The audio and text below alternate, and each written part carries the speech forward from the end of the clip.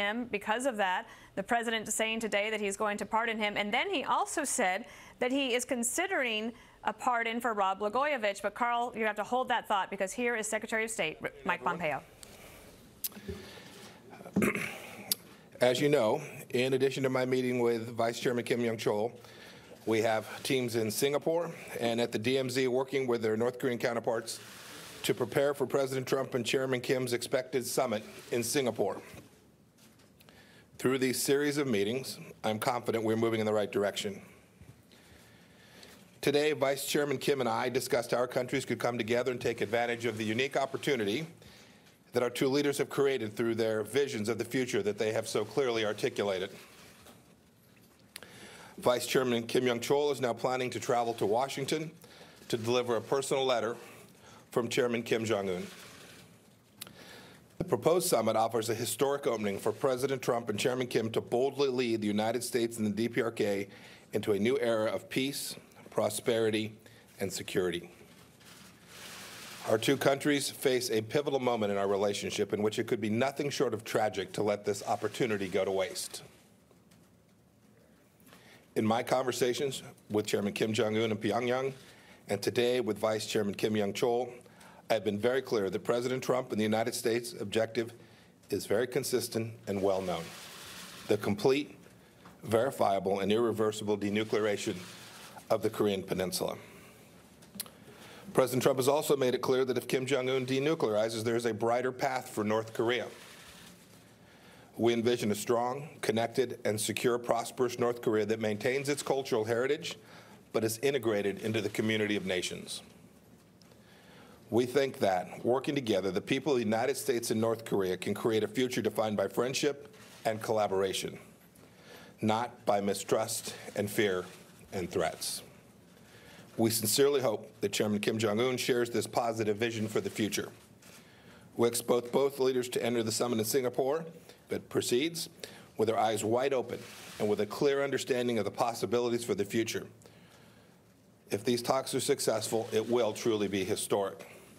It will take bold leadership from Chairman Kim Jong-un if we are able to seize this once-in-a-lifetime opportunity to change the course for the world. President Trump and I believe Chairman Kim is the kind of leader who can make those kinds of decisions, and that in the coming weeks and months, we will have the opportunity to test whether or not this is the case. Happy to take a couple questions. Our first question, and one question each, please, goes to Nick Wadhams from Bloomberg. Nick, go ahead. Thanks, Mr. Secretary. Last night, the State Department told us that the U.S. would be looking for a historic commitment from North Korea before the summit would go ahead. Today, you ended talks with Kim Young-chol early. Can you talk about why you did that? Did you get the commitment you sought? And do the U.S. and North Korea now agree on what denuclearization would mean? So, that's a tactical matter. We didn't end the talks early. We had a set series of items that we wanted to make sure we covered, topics which we made sure that we were clear on in terms of what our expectations were and their expectations in return of us. We achieved that. This is a difficult challenge. Make no mistake about it, there remains a great deal of work to do. And we made progress here, as well as at the same time made progress in the other venues that conversations were taking place. We had all the time we needed today to make the progress that was achievable during our time here in New York City. Our next question goes to Michael Gordon from the Wall Street Journal. Sir, following up on that, a senior State Department official, same person who spoke to us last night, also indicated that the United States hopes to persuade North Korea that its security doesn't depend on nuclear weapons. You've now had 3 meetings with them and spent some hours with them. Do you feel that you've been successful yet in doing that, or is the difficult in settling this issue the reason why President Trump is now talking about the possibility of having 2 or 3 summits and not just trying to break the back of these issues in a single meeting? Yeah, this is look, make no mistake about it. President Trump, this administration completely understands how hard this problem is. There's a long history where North Korea has viewed its nuclear program as providing the security that it needed for the regime. The effort now is to come to a set of understandings which can convince the North Koreans of what President Trump has said. If we're able to achieve it, if the North Koreans are prepared, in fact, to denuclearize, this includes all elements of their nuclear program, if we convince them of that in fact their security is greater, that in fact the real threat to their security is the continued holding on to of that nuclear weapons program and not the converse. We've had lots of conversations around that. The true test, of course, comes when we actually achieve this. But many conversations have been had about how we might proceed, what the path might be forward so that we can achieve both the denuclearization that the world demands of North Korea and the security assurances that would be required for them to allow us to achieve that. Next one to Martha Raddatz from ABC News. Secretary Pompeo, you call it a proposed summit. Will we find out whether it's a go tomorrow? And also, you looked the vice chairman in the eyes. You have been with him in the room. What accounted for the progress? This has been such a roller coaster ride. The summit was off. We've gone from fire and fury to this. So talk about what accounted for the change, and do you worry that you could still change back?